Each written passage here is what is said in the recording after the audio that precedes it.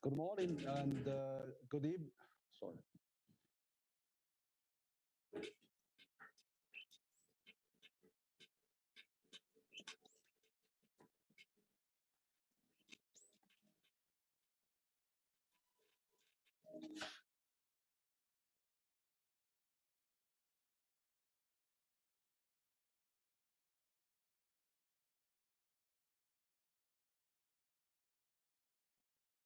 Good morning and good evening also to our friends in Washington, D.C. And welcome to the online launch of the latest edition of the Global Economic Prospect, which is live from CCG head office here in Beijing. Thank you for joining us today. We are honored and pleased to be partnering with the World Bank for the fourth time now for the official launch of its semi-annual flagship report in China. I'm Huiyao Wang, founder and president of the Center for China and Globalization. And we're very pleased to be joined by a distinguished group of economists from the World Bank. Dr. Ayhan Kose, chief economist and director of the World Bank Prospect Group. Dr. Martin Reiser, World Bank country director for China, Mongolia, and Korea. And Ms. Ekaterine Vashakmadze, senior country economist at the World Bank's Prospect Group. Global Economic Prospect is World Bank's flagship report on global economy, development, and prospect, with a focus on emerging markets and developing economies.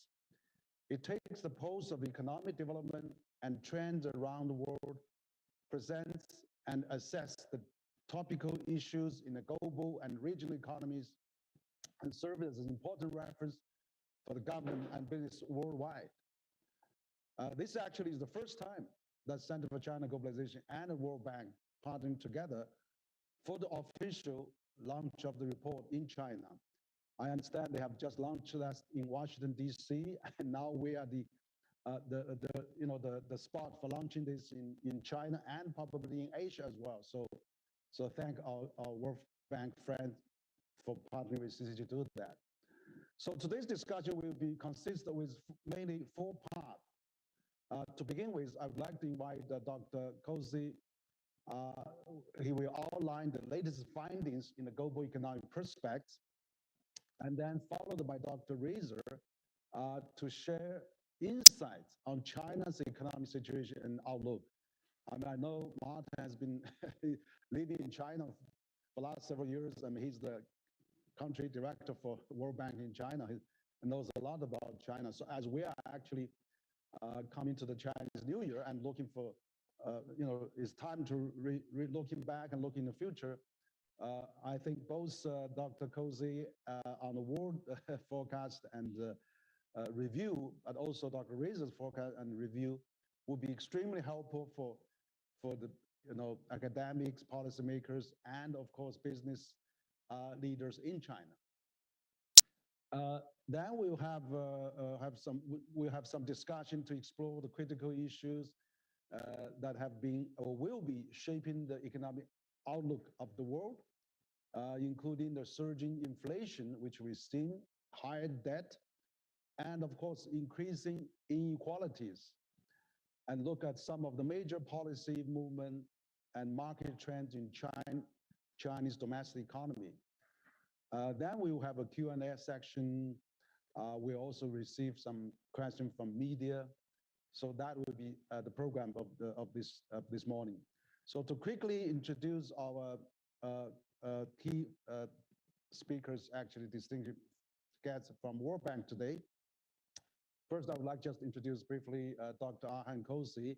He's the chief economist and director of the Prospect Group in the equitable growth, finance, and institutions practice of the group of the World Bank.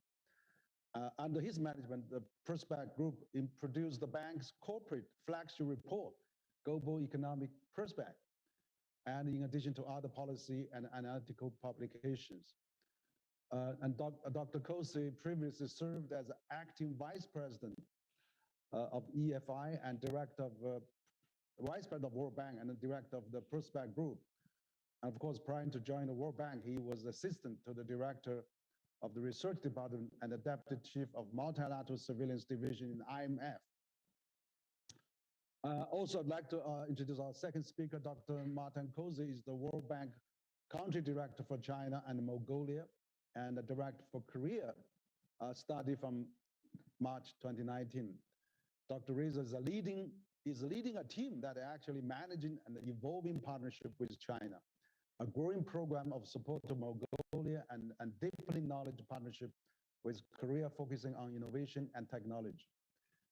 And also we have Dr. Ekaterine Vashakmadze is a senior country economist in the Prospect Group in Equitable Growth, Finance and Institution Practice Group at the World Bank. I mean, she leads the Macroeconomic Monitoring and Economic Forecast Group for the East Asia and the Pacific region.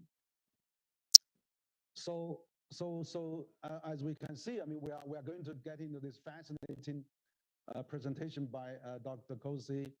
We see that, after rebounding to an estimated 5.5% in 2021, the new edition of your global economic prospect set to expect global growth to decelerate markedly to 4.1% in 2022, and reflecting the continued COVID-19, challenges and diminished physical support and lingering supply bottlenecks.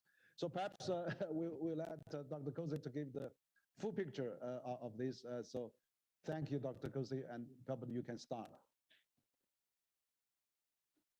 Thank you, Henry, and greetings from Washington, D.C.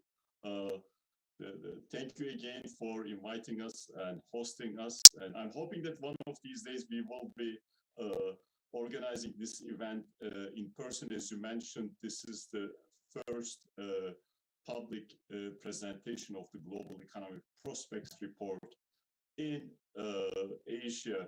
And we are very happy that our country director, Martin Reiser, is also joining us today. And I think the timing is also fantastic. We just released the JET. Of course, the China growth numbers came out over the weekend. I am looking forward to having an excellent exchange. I have a few slides to show. Let me quickly move to the PowerPoint presentation. I hope you all can see the presentation now. Yes, we can. Yes. Thank you, Henry.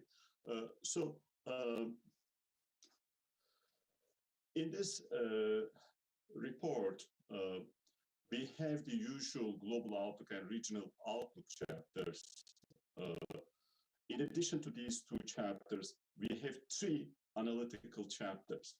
One of them looks at these cycles in commodity markets, the sources of these cycles, and what are the policies to take advantage of these cycles. The second one examines the impact of the pandemic on income inequality. And the third one looks at the elevated debt levels after the pandemic and how to basically address these debt challenges in light of the experience of previous multilateral debt relief initiatives. So I'm going to cover just a little bit of what we have in the report, but I look forward to continue this conversation. I'm going to structure the presentation around three questions.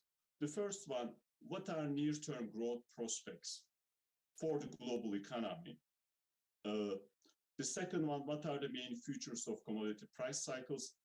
And the third one, what are the policy priorities for EMDEs, that stands for Emerging Market and Developing Economies? I'm going to structure the presentation. Let me start with the first question. What are near-term growth prospects for the global economy? Now, the second one, what are the main features of commodity price cycles? Of course, once in a century crisis in 2020. This was not an expected crisis, and it really wreaked havoc around the world.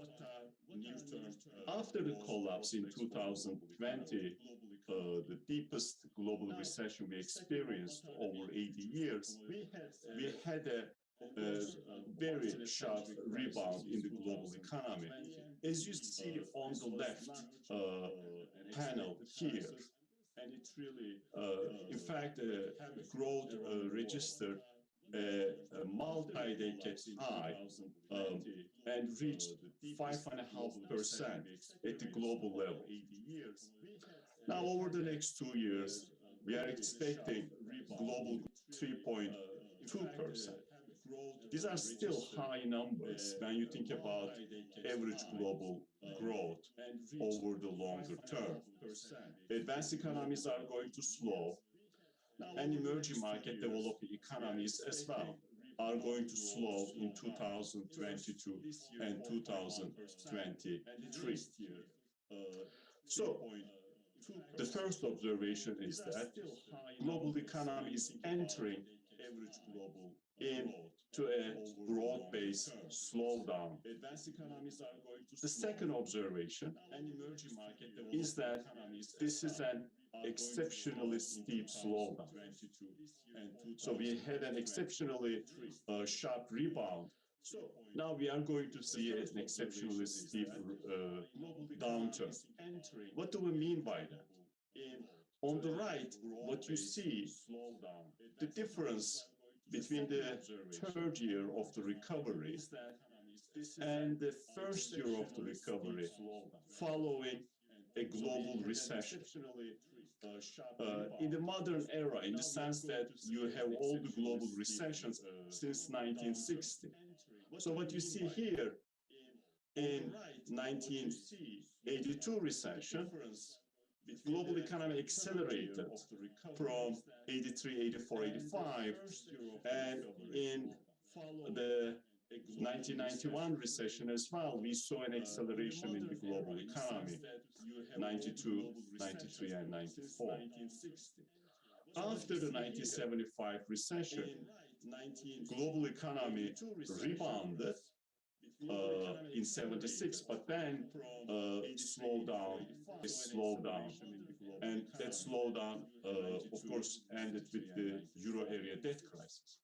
As you can see here, between 2023 and last year, we are going to see global growth slowing by about 2.3 percentage points, and that is the sharpest slowdown that's going to happen, at least based on our projections over the past, basically, 60 years, following a global recession.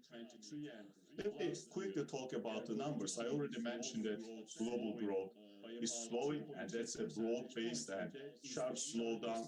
We downgraded our growth numbers at the global level for advanced economies as well as emerging market developing economies. A part of these downgrades reflect COVID waves, but at the same time, there were all types of idiosyncratic reasons that drove these downgrades. Growth in advanced economies is going to slow, and we are expecting US and Euro area to slow from 2021 to 2022. In the case of emerging market developing economies, we are going to go back to pre-pandemic average growth rate in 2023, around 4.5%. The slowdown in emerging developing economies partly reflects, of course, the slowdown in China. Martin will discuss extensively. But even if you take out China from our emerging developing economy group, growth will slow significantly by about 1 percentage point over the next 2 years. Now, why do we see this slowdown around the world? The first reason is that, of course, we had this extraordinary fiscal and monetary policy support measures, and that support is now being withdrawn. The second important reason, last year we saw strong pent-up demand, and now that demand is dissipating.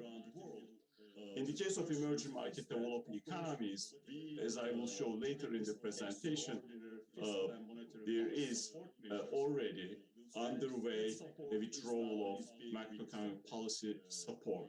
The second important reason, and the external environment is going to be less favorable as well. External demand will decline for emerging market developing economies. Trade will be weaker. Portfolio flows are already quite weak. And of course, financing conditions are already tightening. Now, when you look at the regions, you see that Europe and Central Asia will be the region closest to its pre-pandemic trajectory when it comes to growth prospects. But that region, as well as Latin America and Caribbean, are subject to substantial downgrades in 2022 relative to our June forecast. In the case of the East Asia Pacific as well, we downgraded our forecast. Those downgrades reflect downgrades in big economies in the region, including China. In the case of Middle East and North Africa and Sub-Saharan Africa, we upgraded our forecast for 2022 that reflects the improvements in commodity space as well as non-commodity sectors. In the case of South Asia, India's economy has been doing better than expected, and of course, that reflects the regional aggregate. With respect to Sub-Saharan Africa, as much as we upgraded growth and we are seeing growth picking up over the next 3 years, by no means this growth is sufficient for the region to overcome the poverty problem. Now, while these numbers show a sharp slowdown everywhere, at the aggregate, they also mask a critical reality.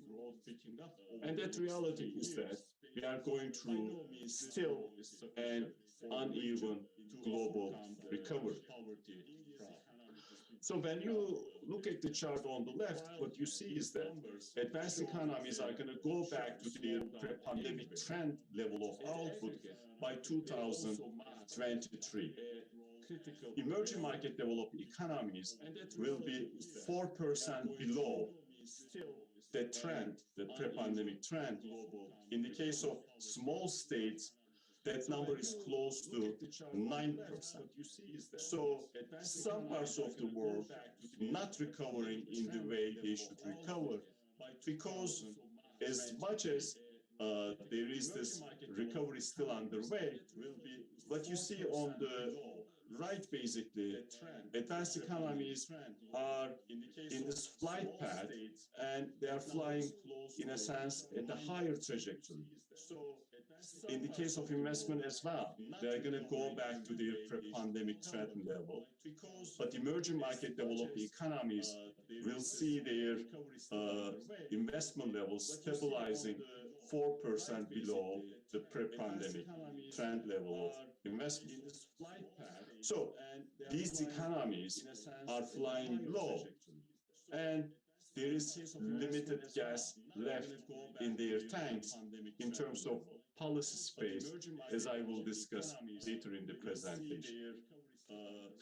One of the chapters we have in the chat looks at the impact of the pandemic on inequality and the poverty. So on the left, we look at how inequality between countries has evolved after the global financial crisis and after the pandemic. So of course, after the global financial crisis, emerging market developing economies were able to recover much faster, and they did perform well. So during that period, from 2008 to 2010, between country inequality has actually declined irrespective of the measure you use. During this crisis, the pandemic crisis, we saw an increase in inequality. And that's not surprising given this different flight trajectories I mentioned. Advanced economies were able to basically put unprecedented amount of policy support, while that policy support was much more limited. Advanced economies were also able to, of course, put all types of measures, very strong vaccination campaigns, and were able to vaccinate their populations very fast.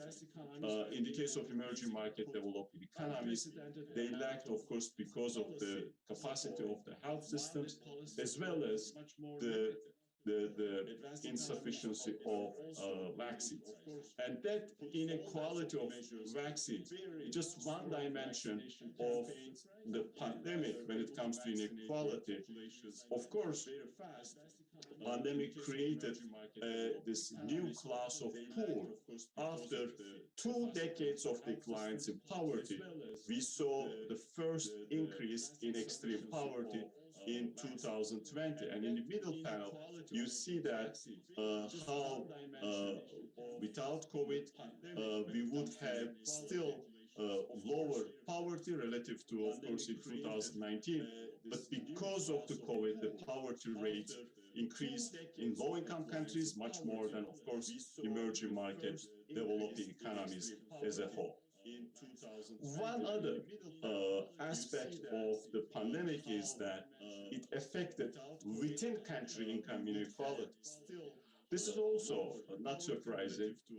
The pandemic is all about the inequality. We saw that there were larger income losses when it comes to poorer segments of the society. There were larger, basically, job losses when it comes to informal sector, low-skilled workers, and of course the female members, the women affected by the pandemic. And that manifested itself in within country income inequality as well.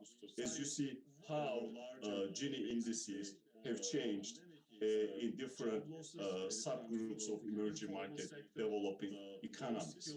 So all in all, there is clear increase in inequality between countries during this pandemic era.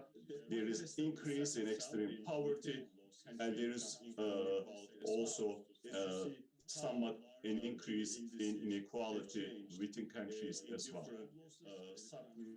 Against this background, we also looked at the risks. Risks are multiple, and they point to this possibility of a hard landing scenario in emerging market developing economies, primarily because of limited fiscal space and tightening financial conditions in an environment. You see a steep slowdown in many of these economies. The first risk, of course, is the pandemic, new outbreaks, new mutations. As we see in the case of Omicron, pandemic is still with us, and it has severe consequences for activity. I will talk about this issue soon. Inflationary pressures definitely surprise on the upside, and in all likelihood increase the pace and magnitude of the tightening cycle in advanced economies, especially the United States. And that could translate into financial stress in highly indebted emerging market developing economies. We are still dealing with supply-related disruptions around the world, and those disruptions actually put extra pressure on the prices and translate into larger inflationary pressures. The climate-related disasters cannot be underestimated, as we have seen time and again. And there is this one important long-term risk associated with weaker than expected growth performance when it comes to especially potential growth in emerging developing economies. Let me briefly talk about the risk associated with Omicron. As you are all following, many countries have been suffering this new wave, which is pretty much the largest wave we have seen so far. This mutation is highly transmissible, but its impact on health outcomes is much more manageable if you are vaccinated. Many countries have been suffering. And there is this hesitancy to introduce very comprehensive lockdown measures around the world. Because of that, the impact on economic activity is going to be smaller than what we saw in previous waves of the pandemic. Having said that, we might end up seeing a larger impact if the Omicron wave is more protracted and it has a larger impact, of course, on health systems and translates into larger disruptions on, of course, supply side and curtail demand. We might end up under these different possibilities. We looked at the impact of the Omicron wave on global growth, growth in advanced economies, and growth in emerging market developing economies. The bottom line is that relative to the baseline we have, growth can disappoint anywhere between 0.2 to 0.7 percentage points in the world. In the case of emerging market developing economies, the impact of Omicron is likely to be larger, primarily because of the limited policy space they have, as well as the limited health capacity to counter basically the health disruption associated with Omicron. So, in the case of Omicron, our baseline assumption is that we will see an impact in the first quarter, but given these waves subside soon, the second quarter we will see an uptick, and the overall impact is going to be small. Now, there are some other important risks, and one of them is, of course, associated with higher inflation. As I mentioned earlier, inflation surprise on the upside. We have the highest inflation globally and highest inflation in advanced economies since 2008. In emerging market developing economies, they are experiencing the highest inflation in a decade. Of course, a number of emerging market developing economies have already started increasing policy interest rates, as I will discuss soon. Because of that, financing conditions in these economies have been already tightening, as you see in the middle panel. In emerging market developing economies, because of these inflation surprises, U.S. interest rate expectations, these are policy rate expectations by markets, have been moving up, and markets are expecting a larger interest rate increase by the end of 2022 and a faster increase in interest rates. Of course, a number of countries, emerging market developing economies, have elevated debt levels. In some cases, these debt levels include foreign currency denominated debt, and some of these economies do not have the policy space, and they don't have the credibility in terms of their macroeconomic policy frameworks. These economies are likely to be affected if we see a much faster tightening of monetary policy conditions in advanced economies. Let me turn to the second question. What are the main features of commodity price cycles? As most of you know, commodity markets are quite important for emerging market developing economies. Almost 2/3 of emerging developing economies one way or another, rely on commodity revenues to basically carry out their activities. As you see on the left, in the case of, for example, oil, oil revenues account for the 60%, in some cases up to 80% of total export revenues in emerging market developing economies. We went through a historical commodity boom-bust cycle in the sense that commodity prices collapsed with the arrival of the pandemic in early 2022. But then, for most commodities, we see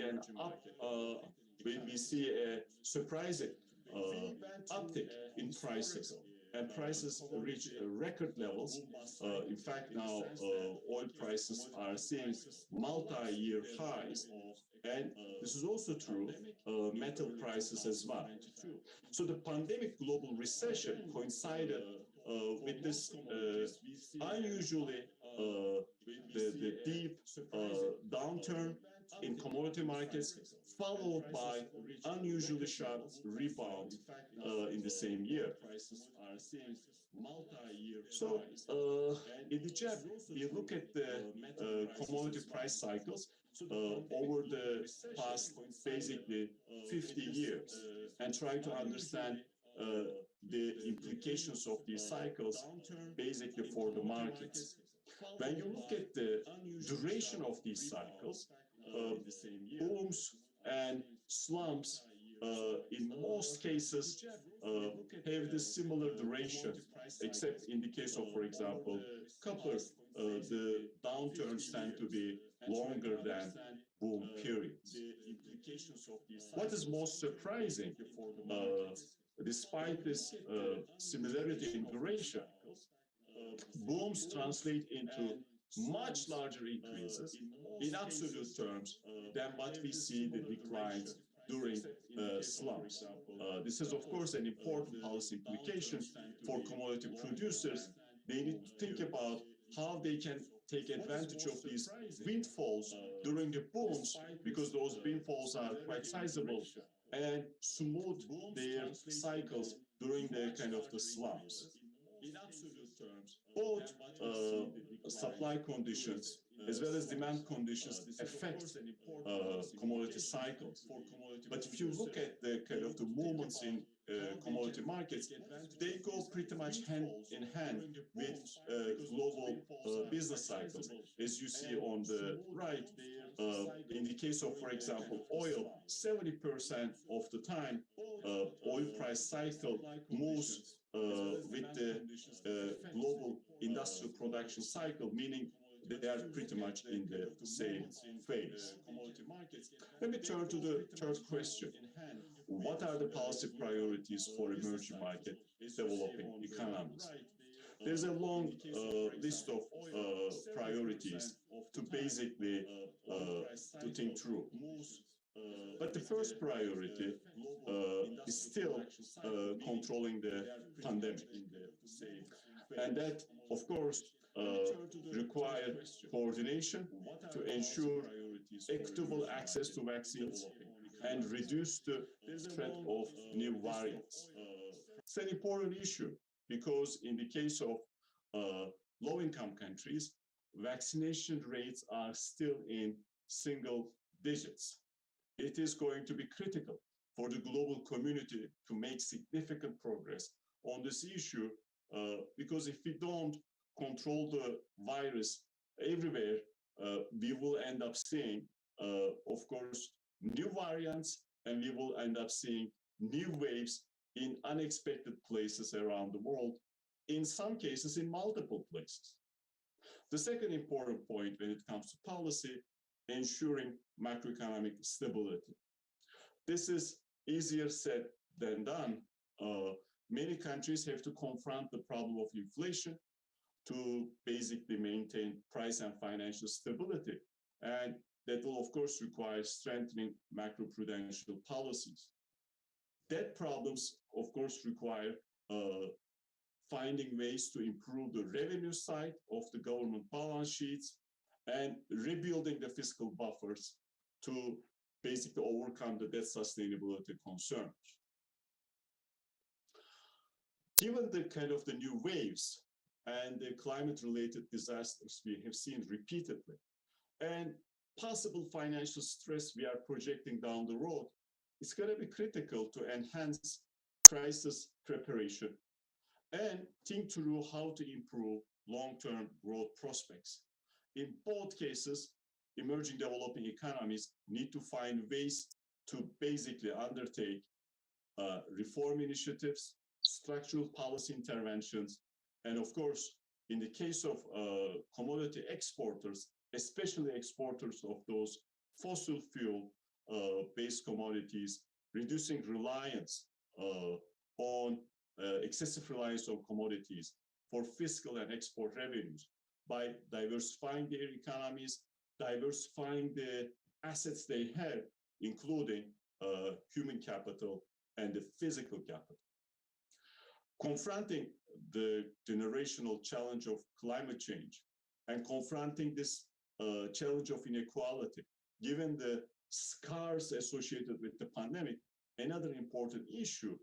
And of course, the climate challenge got a lot of attention recently with the COP26. The inequality challenge will be with us for the foreseeable future with serious social implications down the road. Let me quickly talk about the policy space. As you see on the left, in response to these inflationary pressures, emerging market developing economies started tightening their monetary policies. Now, monetary policies in these economies reached to a point, policy interest rates are higher than the average policy interest rate we saw prior to the pandemic decade. What is the big challenge here?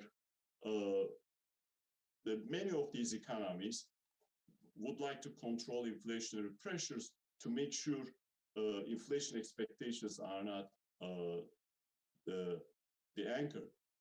But of course, as soon as basically they employ these types of contractionary measures, they are also having an impact on the recovery, as I discussed at the beginning, remains incomplete.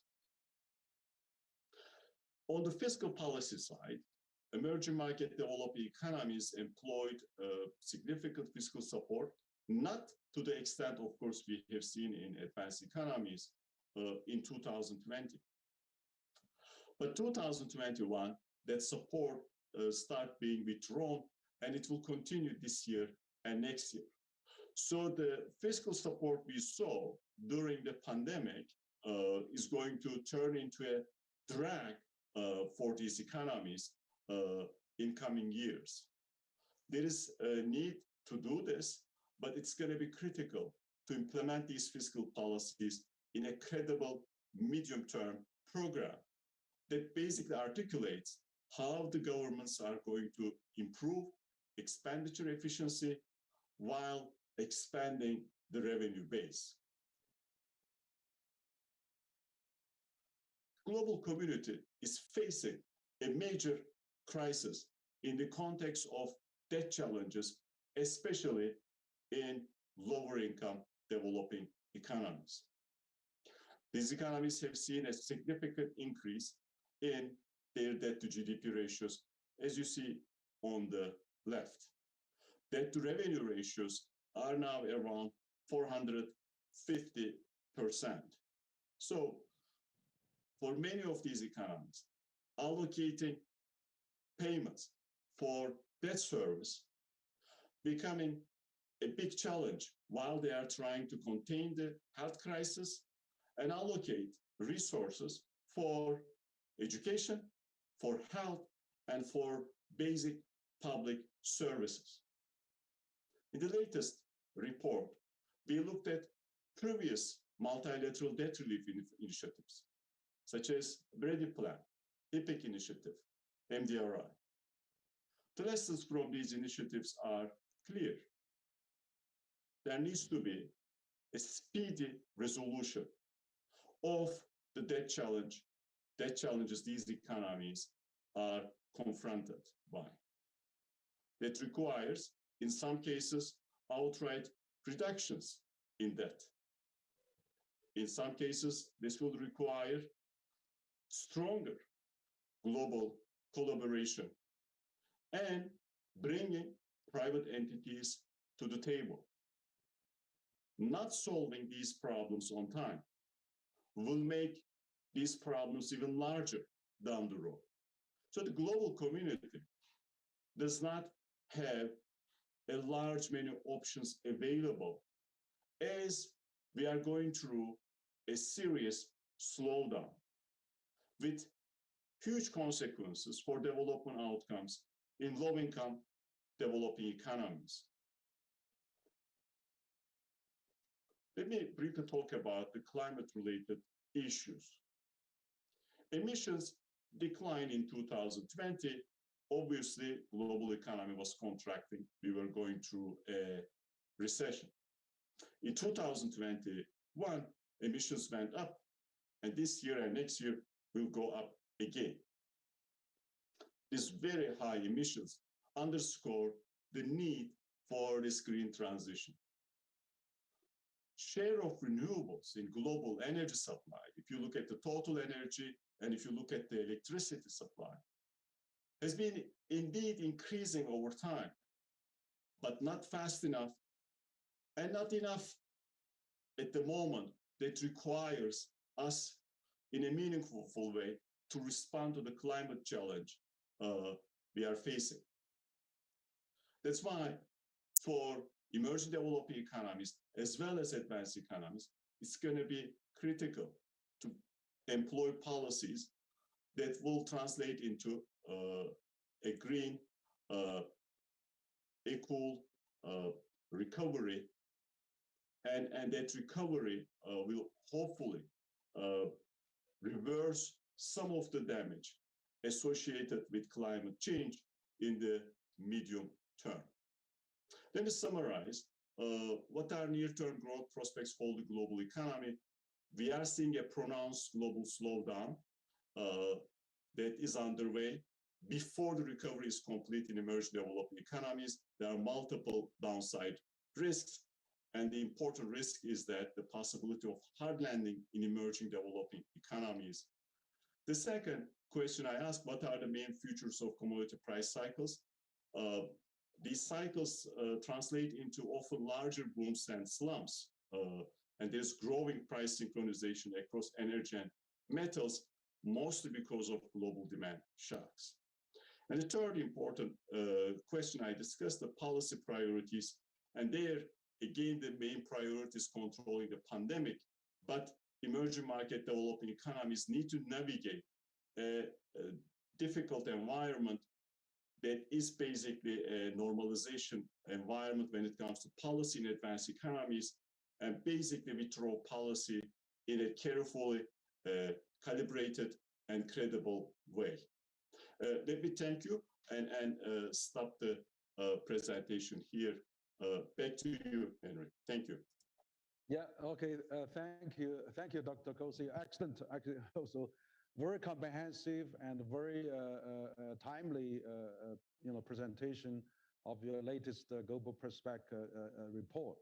And I think this is really relevant for not only the developing countries, particularly emerging market and developing economies, but also to the developed world as well. So I think this is really great. And you have also mentioned a lot of policy recommendations for how we tackle this pandemic and the global possible recession, and also those debt and supply chain issues. So it's really great, and we need to digest that.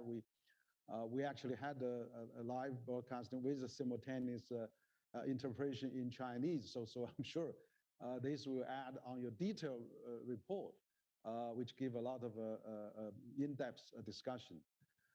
Now on China, so we know that Chinese economy is still doing pretty well. I mean, last year we just had the numbers come out. China achieved 8.1% of GDP growth of 2022, 2021, and but of course we like to hear World Bank perspective and forecast for China. So maybe I'll invite Dr. Martin Reiser to give your presentation, please.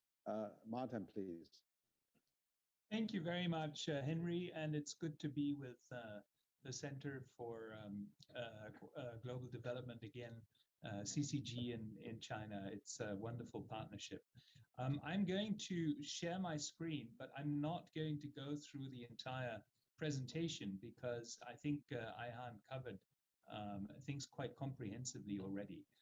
So the key messages that I would like to emphasize for the case of China very much resonate some of the messages that Ayhan talked about, only that the timing in the case of China is a little bit more advanced.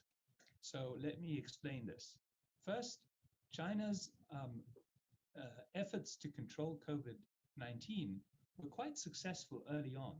And this has been one of the factors that led China to recover much more quickly than much of the rest of the world. And we see this in the data with a large statistical rebound in GDP in the first half of 2021. And Ayhan presented how the recovery from the COVID-19 recession in 2020 was a very, very sharp recovery. But how that recovery was also followed by a particularly sharp slowdown. And we see the same thing in the case of China, only that it already started in the second half of last year, where the economy started to slow down quite significantly. Now, when we look at some of the factors that contributed to the slowdown, I think we see some differences to the global picture.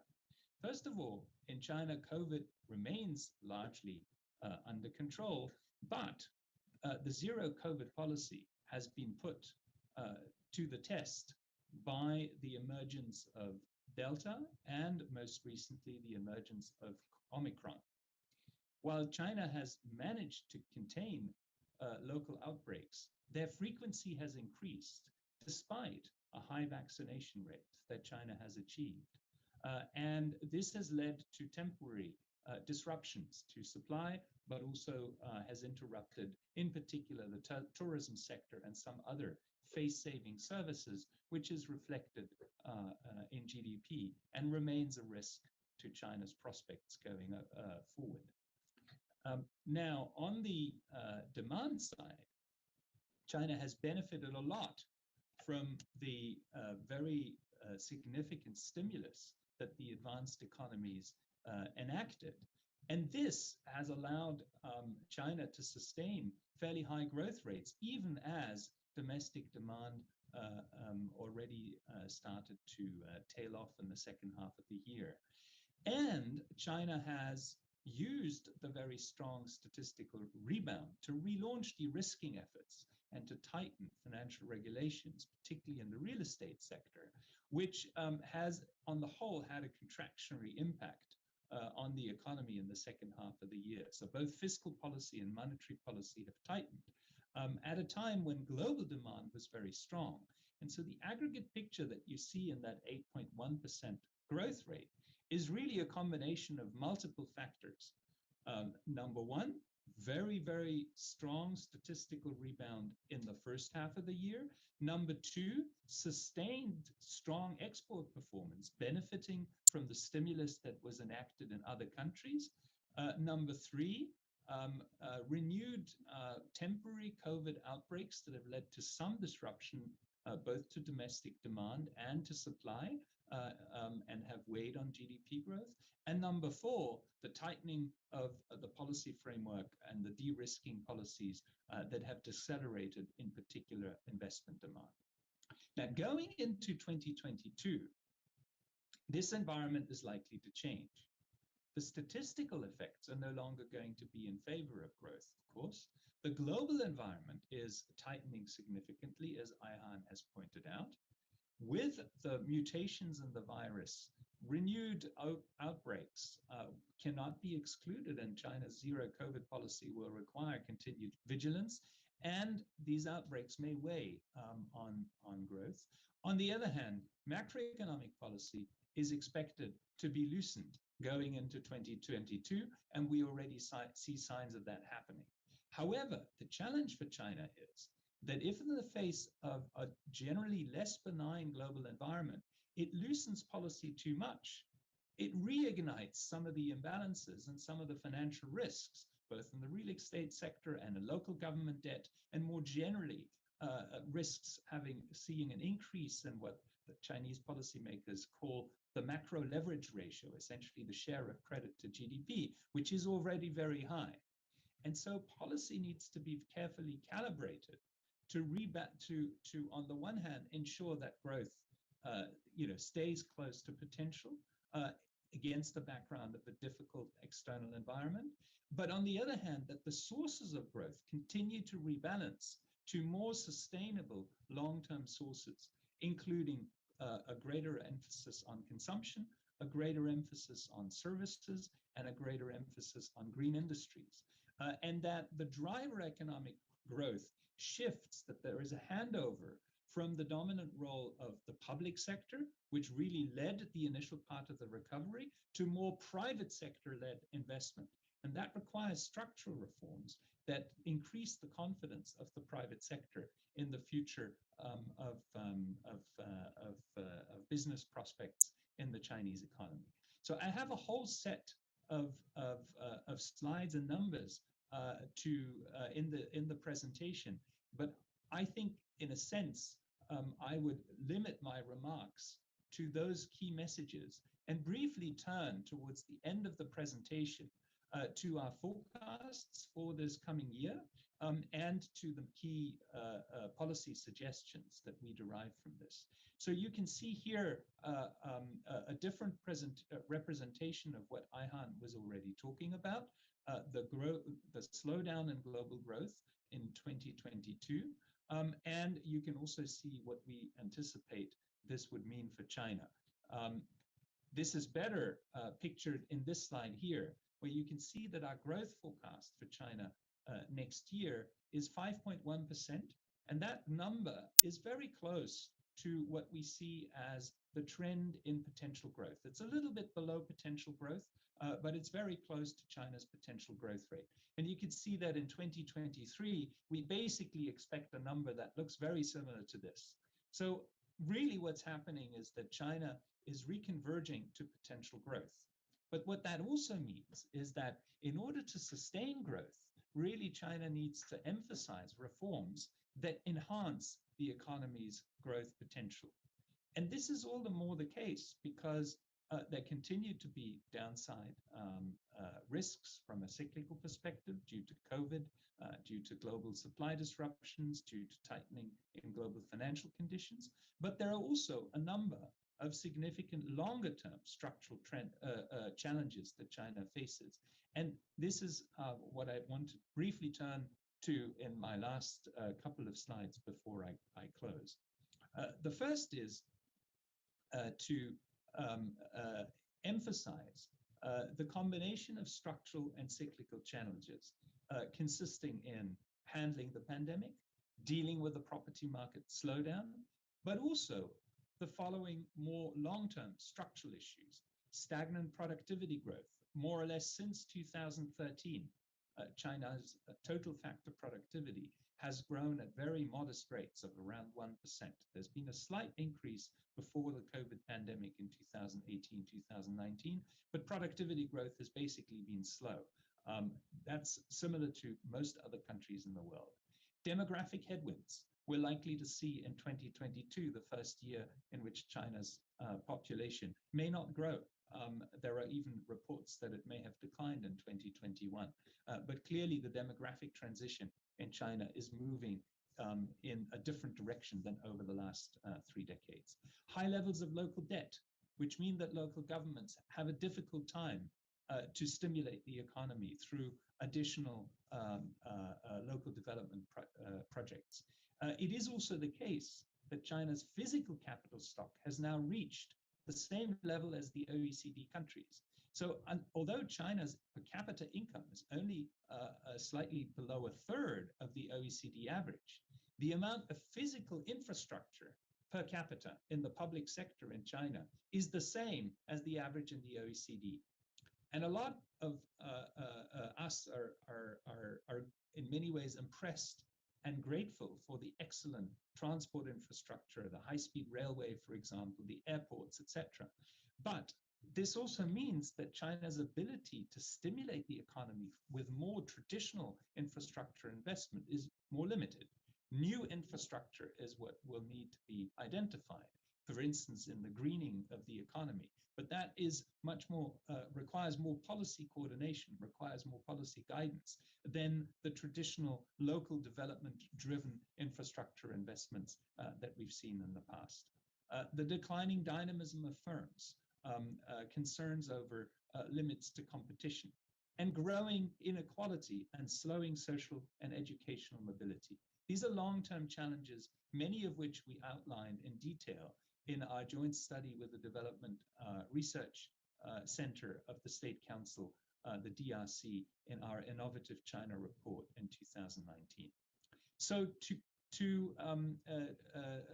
to summarize, achieving high-quality growth requires a multidimensional rebalancing in terms of the composition of demand, from external to domestic demand, and from investment to industry-led growth, from investment and industry-led growth to greater reliance on consumption and services. So this is the rebalancing that China has been trying to achieve and that a lot of the 14th five-year plan is about. The second, shifting from the significant weight placed on state leadership and regulation to a greater role for markets and the private sector. This is something that was announced in the 19th Party Congress, a more decisive role for markets. This remains, in some sense, unfinished business and remains a key challenge, particularly in light of the slowing productivity growth that I mentioned earlier. And thirdly, transitioning and rebalancing from a high to a low carbon economy. And here it is worth emphasizing that what we saw in the first half of 2021 and the second half of 2020, so really in the 12 months between the middle of 2020 and 2021, was a very sharp economic rebound, but an even sharper rebound in emissions and in energy demand, because the rebound was driven a lot by traditional infrastructure investment, by real estate development. These require a lot of cement, these require a lot of steel, and these inputs require a lot of energy. That was reflected in growing energy shortages in the middle of the year. It was also reflected in a very sharp increase in emissions. And so it's clear, both from a financial risk perspective, from a sustainability and productivity perspective, but also from a greening perspective, that these cannot be the sources of future Chinese growth. And really that the rebalancing that is required both from a macroeconomic perspective, but also from a structural perspective to make growth more sustainable over the medium and long term. And so to summarize, China has been the first to bring the pandemic under control. It was the first economy to recover from the pandemic. We see this in a very strong performance in 2021. China has benefited additionally from the fact that other economies have put so much money into their stimulus. That has allowed China to be one of the first countries to recalibrate its policy mix, step off the gas, reduce the stimulus at home, and re-embark on structural reforms and de-risking policies. Going into 2022, the environment is less benign than it was last year. That means that China may need to relax policy a little bit, but fundamentally, we think China needs to continue its de-risking and structural reform agenda in order to make sure that growth over the medium term is both more sustainable, greener, and more inclusive. And so with that, let me stop and look forward to the questions from the audience. Okay, great. Thank you, Martin. Actually, very stimulating discussion. I think you have also covered quite comprehensively of what the growth actually China has achieved. 8%, I think, World Bank forecast the China government announced 8.1%, which is quite close. I mean, you basically hit the mark but also you forecast China 2022 as 5.1. You'll outline so many opportunities, challenges, of course, also COVID challenges particularly, but also the policy adjustments. So those are very valuable recommendations. I think we're going to study very detail of those implications. Now I'd like to get into the discussion phase of our webinar this morning. And what I would like to do, maybe I'll pose a few questions first, but then we'll add some media question to that to start the discussion now. So what I actually, Dr. Kose, you mentioned about the widening gap of the inequality, and so this is really actually this is not reduced, but even getting worse during the pandemic time. So that really have a huge effect in the global economy, particularly, for example, in Inequality Kills, the published just recently by Oxfam, says that the world's 10 richest men more than doubled their fortunes from 700 billion to 1.5 trillion at a rate of $15,000 per second, or 1.3 trillion a day. So that's enormous. And so this 2 years of a pandemic actually has caused this widening gap again. And so how can we really address that? I mean, China, of course, now has started the common prosperity initiative so that we can try to contain. In China, just in the last 10 years, China has lifted the last part of a 100 million extreme poor population. Of course, China also still facing that challenge as well. But I noticed that the world G20 has proposed this global corporate minimum tax of 15%, so that all the multinational, all the biggest, richest people maybe need to get the money. So there's two issues. One is a domestic policy, how we can have a fair policy adjustment so that the bottom 50 get really benefit, not getting poor and poor. The other thing is that if the richest has done something for the bottom 50 and also all the multinational, if this corporate minimum tax is in place, they will repatriate what they made overseas. So China would be maybe less become a scapegoat for problem that other countries may have. So what does the World Bank think about this? This is one of the key issues I think that we have to address. Otherwise, we'll get very tense geopolitical situations. Perhaps Dr. Kose can give your opinion, or Dr. Ekaterine as well.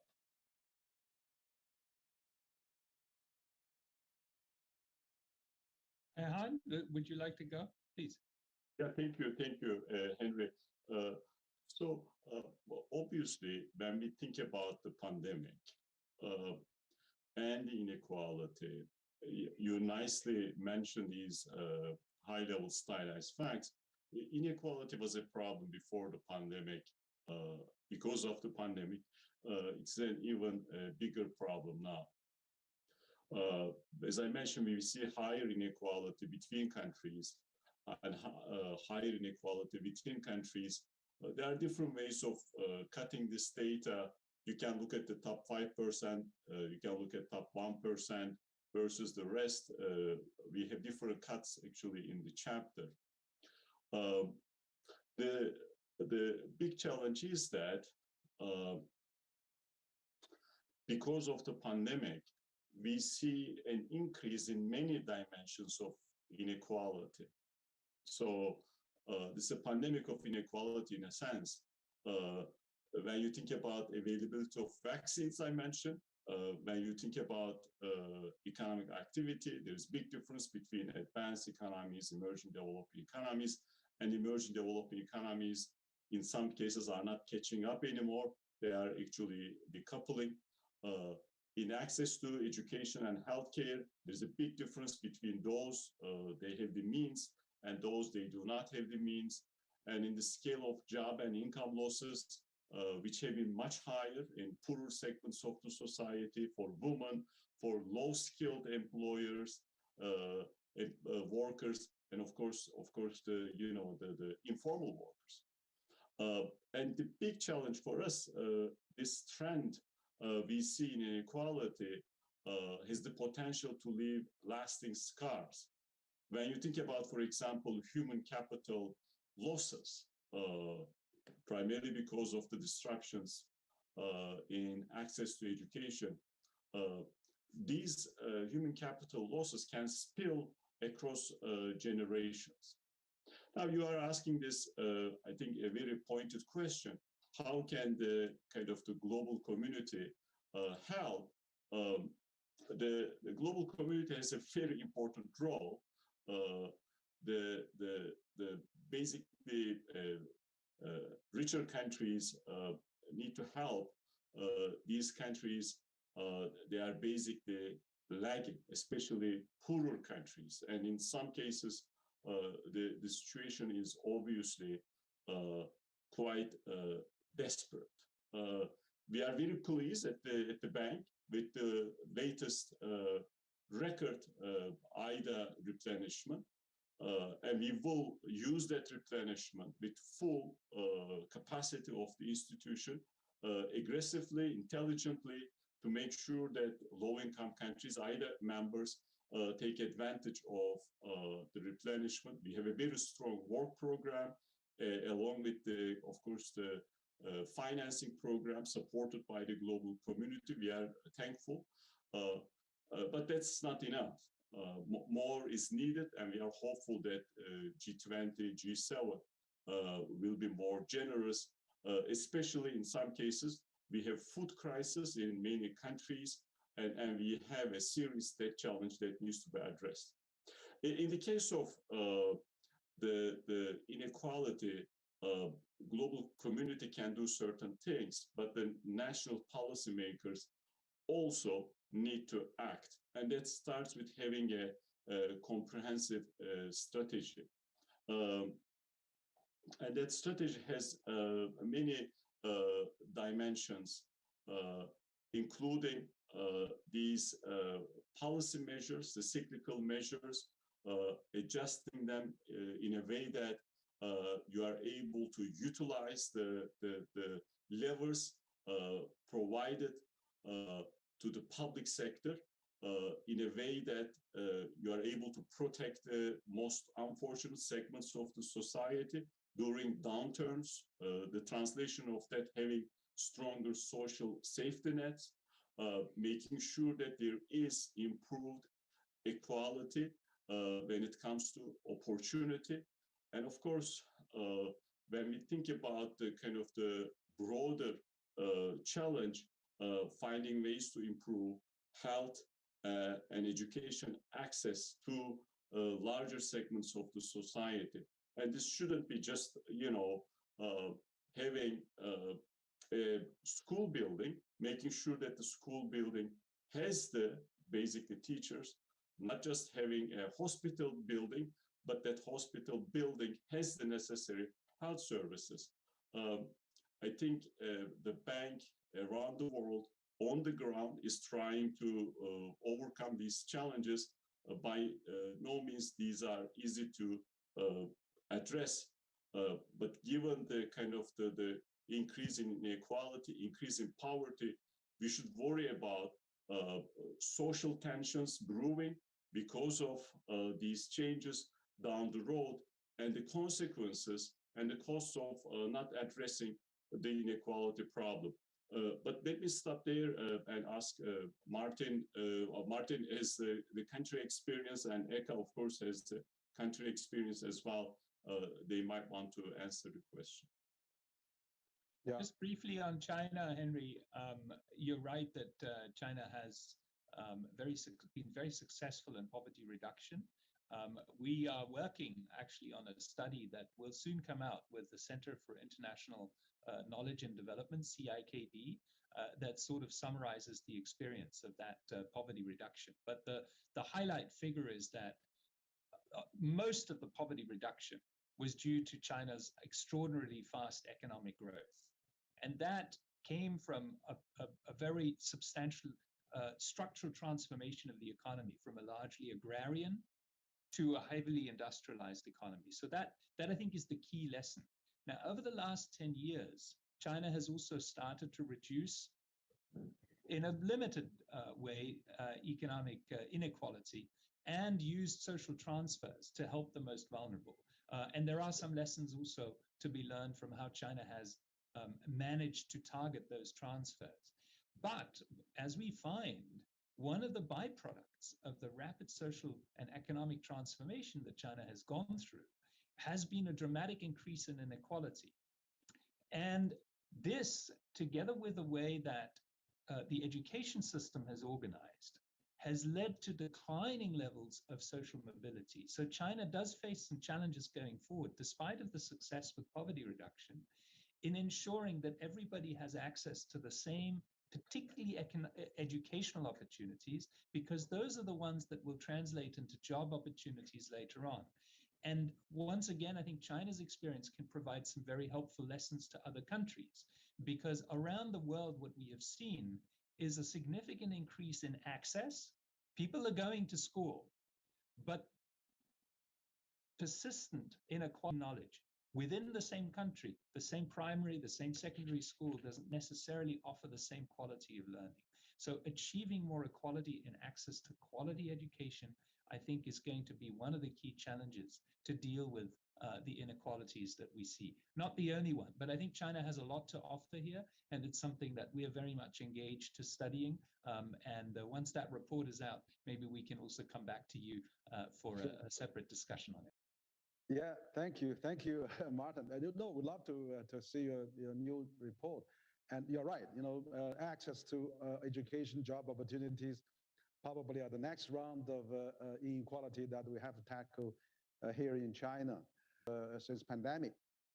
Of course, it seems quite successful, of course, as being the first economy to recover. And also you see that China's import-export has hit a historical record high, reached $6 trillion US dollars, gone up 20% in 2021, according to the latest statistics. So, but that momentum, that huge momentum, it seems probably going to slow down, because now we see the Omicron that spread in the developed countries, and US has got 60-70% vaccine, and also, herd immunity probably reached in the developed countries. We see many countries probably not practicing zero COVID policy, like Singapore and countries like that.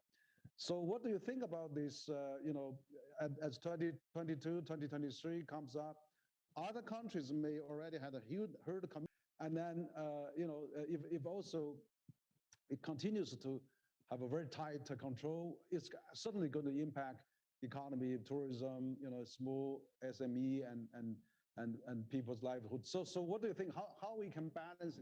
What are the future, optimal policy that while we maintain the certain level of policy intervention, but at the same time we can open the economy as much as we can, and how we can interface with the world, because there's no international organization really doing something on coordinated international policy. WHO is not probably enough. I don't know, World Bank can do something, but we need really international guidance on how we can handle that. Right now, is every country fighting by its own, but we don't know what is the maximum outcome for the world and for the country to revive.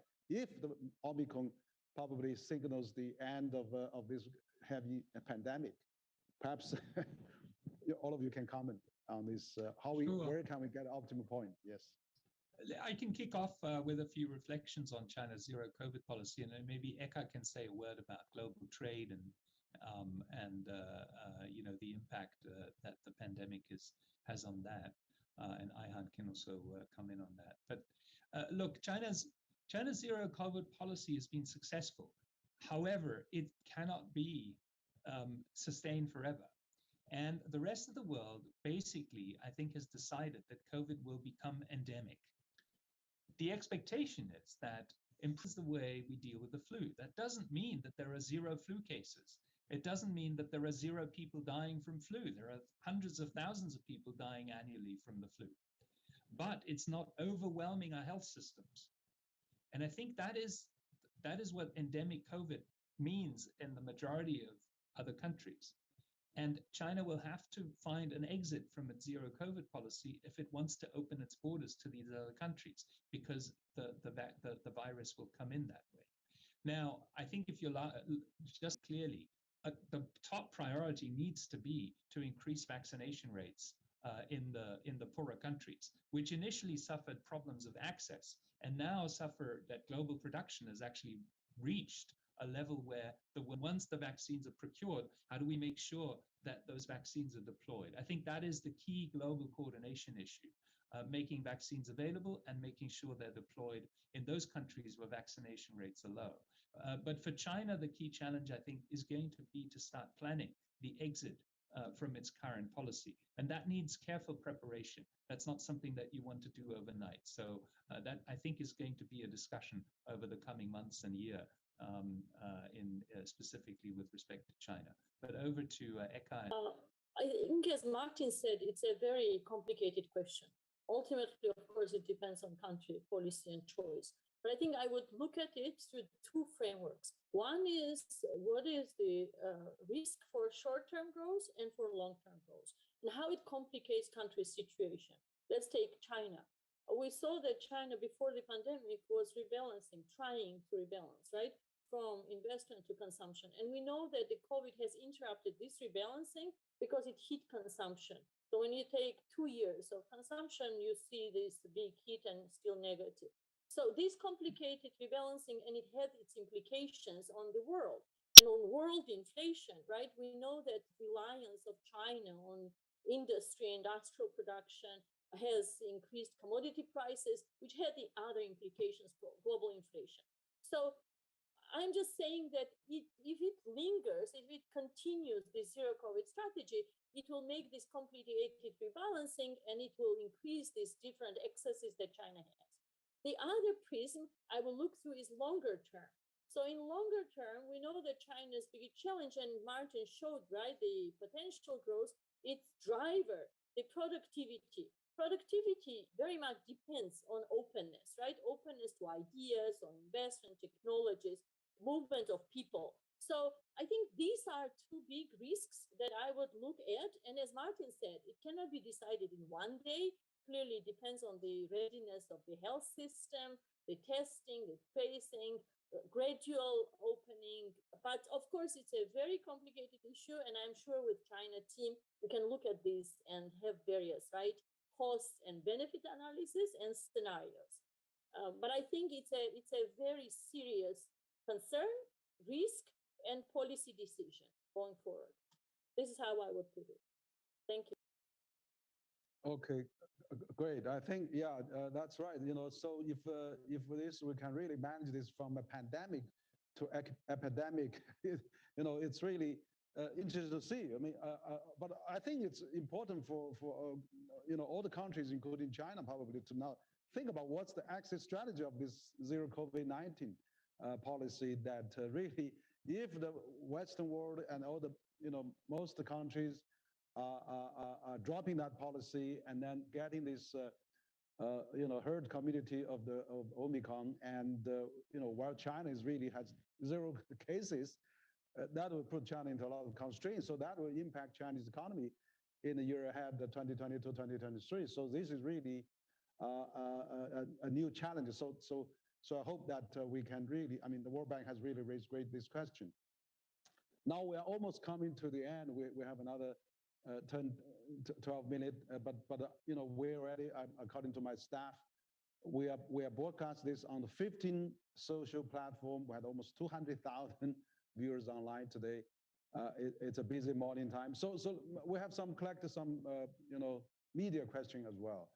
And so the China Business News actually proposed a question. As economic growth slows down and the inflation rate remains high, will this eventually turn into a stagnation? Will the factors leading to high inflation ease in 2022? That's from China Business News. And then we have another one from China News Agency by 8.1%, and economic aggregate volume has exceeded 110 trillion Chinese yuan. So how do you evaluate this performance of the Chinese economy? Is steady growth? What role China can play in the world economic recovery?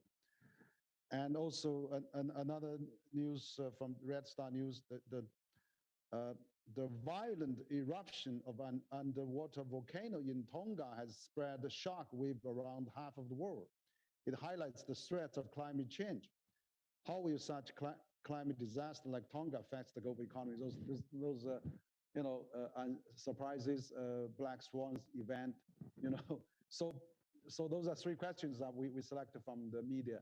Perhaps we can give a final round of answer from all of you. Ayhan, perhaps you can start. Thank you, Henry. Let me briefly talk about the inflation question. I think, given that we are really spending a lot of time thinking about this issue nowadays, inflation is a problem, and it's a problem everywhere, as I showed in the presentation. When you look at inflationary dynamics, as long as these dynamics are under control, in the sense that for inflation targeting economies, they are below target, you can say maybe this is not an issue.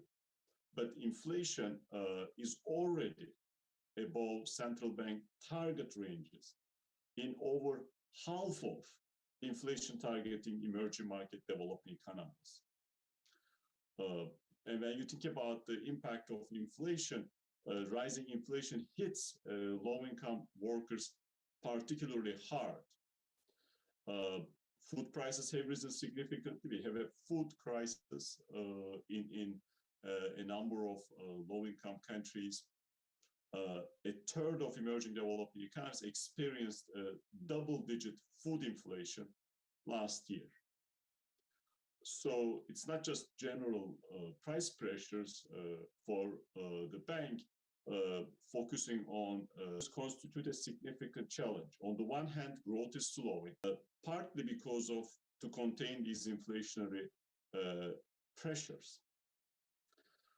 In addition, because of high debt and deficits and rising financing costs, the majority of them is reducing fiscal support measures while withdrawing monetary policy support. Since they do not have the policy space, they are resorting these contractionary policy measures well before the recovery is complete. Now, in our baseline scenario, there is no stagflation. However, we have the possibility of a steeper downturn, which we call hard landing, that could be driven by inflationary pressures larger than we are expecting now.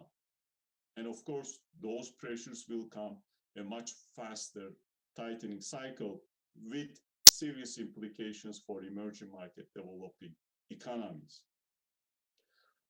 These pressures in advanced economies have significant implications for emerging developing economies.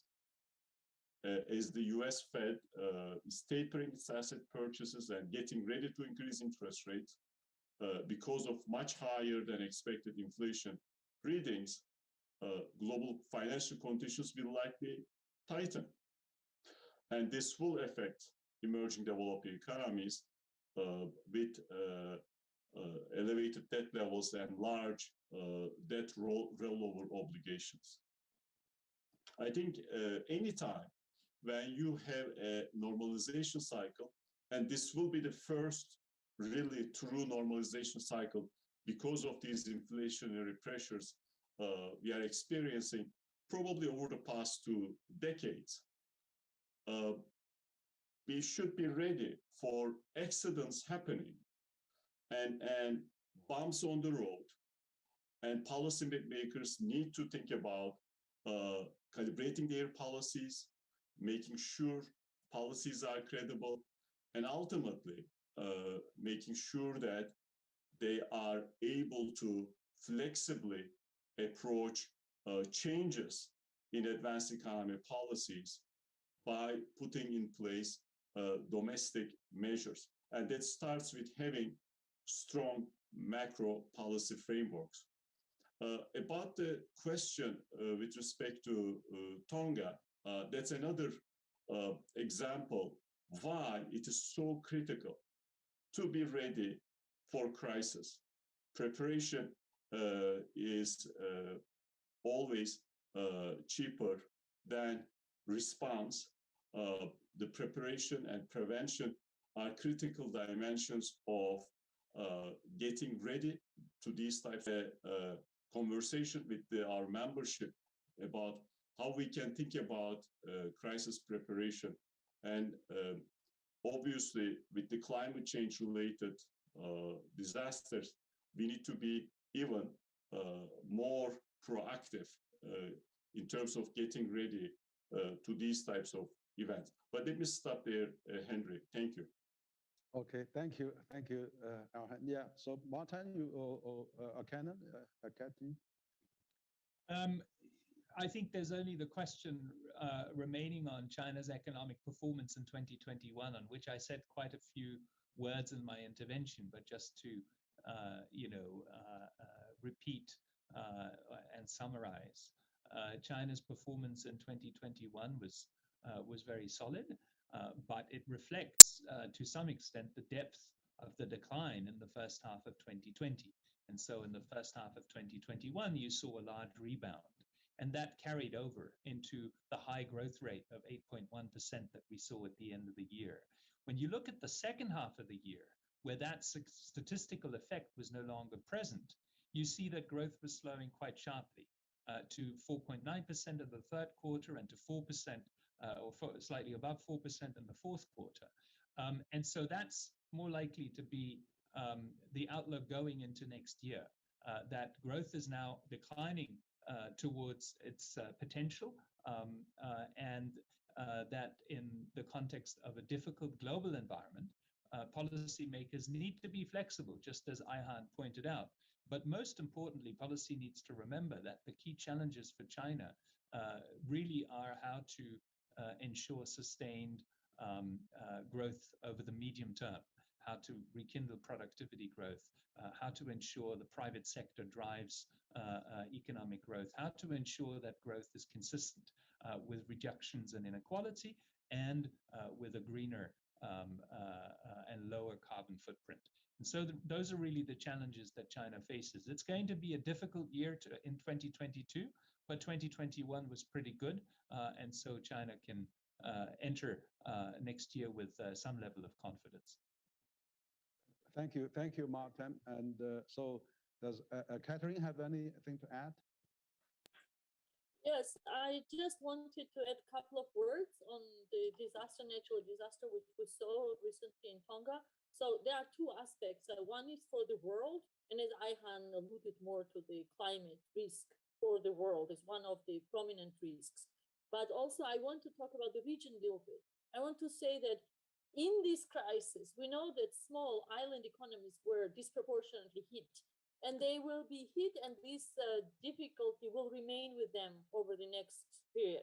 Why? Because although the goods trade has recovered, the tourism may remain subdued over the next couple of years, right? And so that is already a challenge for small island economies. We have, and I think we, in our report, we look at per capita growth. There has been convergence, as you know, between developing countries and advanced economies. And island economies is one group of countries where actually growth diverges now from advanced economies. And we calculate that in East Asia, it's about 2% divergence in income from advanced economies in the pace of growth because of the pandemic.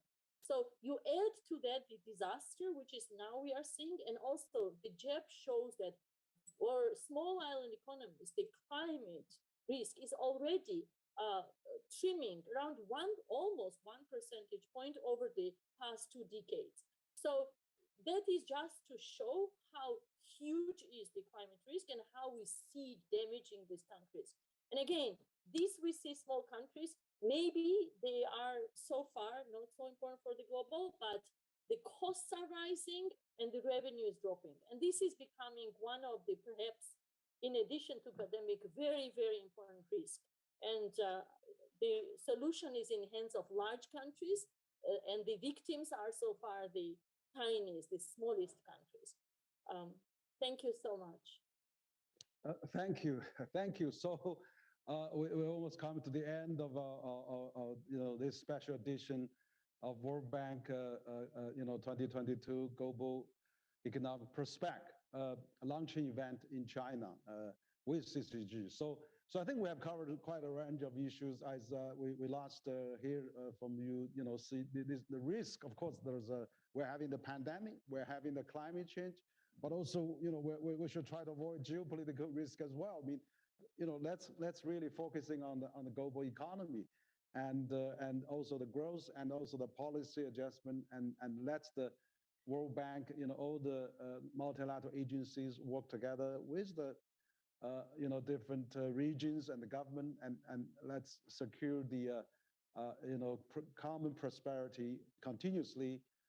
Try to avoid all the challenges and particularly the risk we just mentioned. So once again, I want to thank all of you for this really joining this CCG special global dialogue series. We had for the last year and a half, we had to launch over 20 to 30 global dialogue events with many well-known think tanks, and we had a few time with the World Bank. So I'm really thankful for that. And also, I would like to say that we would like to continue the cooperation with World Bank, and we hope that with this continuous cooperation, we can really provide more accurate, more information for the decision makers, policy community, academic, business community here in China and around the world. So once again, I want to thank Dr. Ayhan Kose, Director of a Global Economic Prospect of the World Bank, Dr. Martin Razor, the Country Director for China and Mongolia and Korea of World Bank, and also Dr. Ayhan Vashakmadze, the senior economist of the country for the World Bank. So on behalf of CCG, also I'd like to thank also our audience. We have almost 200,000 viewers this morning and from China around the world, and through our 15 social media platforms and including CCG. So once again, we hope you have a nice evening and also days as Chinese New Year is coming. May I wish you a prosperous Chinese New Year of Tiger, and hope to see you again in next 6 months when your new pod comes out. Thank you and goodbye. Okay, bye-bye. Thank you very much. Thank you. Thank you. Thank you.